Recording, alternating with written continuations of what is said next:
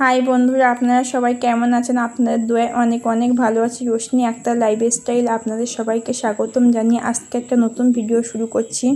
সকাল থেকে ভিডিওটা শুরু করছি, তাহলে দেখতে থাকেন। যদি ভালো লাগে তাহলে লাইক কমেন্ট শেয়ার করবেন, পাশে থাকা বেল আইকনটি বাজিয়ে রাখবেন, তাহলে নতুন ভিডিও ছাড়ার সঙ্গে সঙ্গে আপনাদের কাছে নোটিফিকেশনটা চলে যাবে।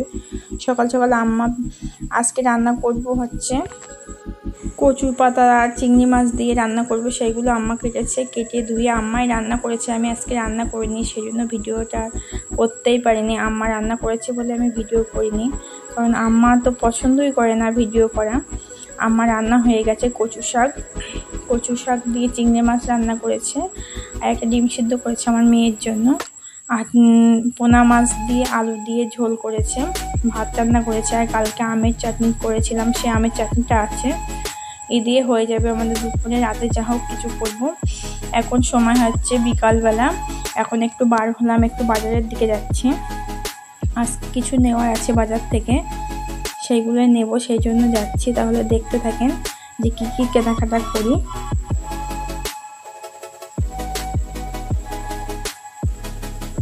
এসে গেছি, শ্যাকরার দোকানে এসেছি।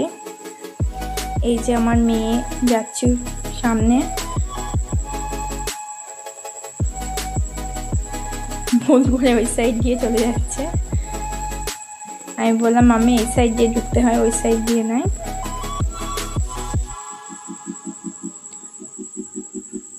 দোকানে অনেক ভিড় ছিল, সেই জন্য ভিডিও করতে পারি না। আর তাছাড়া আমি তো নতুন, ভিডিও তো সেইভাবে করতেও পারি না বন্ধুরা, সেই জন্য ভিডিও করে না। আমার ভীষণ খারাপ লাগে লোকজনের সামনে ভিডিও করতে।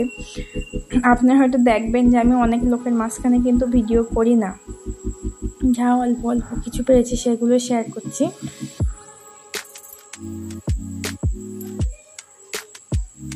তেমন কিছু নেওয়ার ছিল না, সামান্য দুটো জিনিস নিয়েছি, সেগুলো আপনাদের সঙ্গে বাড়ি গিয়ে শেয়ার করবো যে কি কি নিলাম।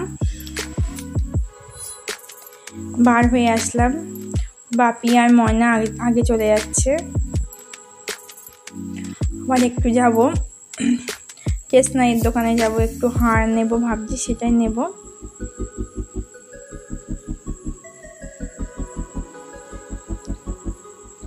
মনা বাজারে গেলে না, মনা যেখানেই যায়, বাজারে বলো আর যেখানেই বলো, সামনে ছাড়া কোনো জায়গায় বসবে না, পিছনে তো বসবেই না, কিন্তু সামনে বসা বাচ্চাদের বিশাল রিস্ক।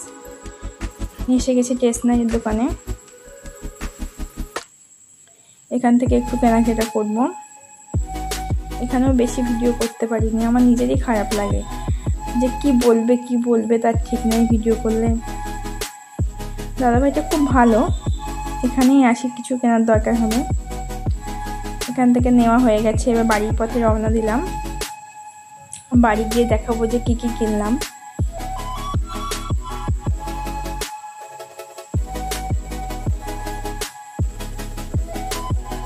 মার্কেট থেকে আমাদের বাড়ি যেতে 10-15 মিনিট মতো সময় লাগে, বেশিক্ষণ লাগে না। তাহলে চলেন বন্ধুরা, বাড়ি গিয়ে আপনাদের সঙ্গে দেখা হচ্ছে যে কি কি কেনাকাটা করলাম। বেশি কিছু না, অল্প কিছু কিনলাম।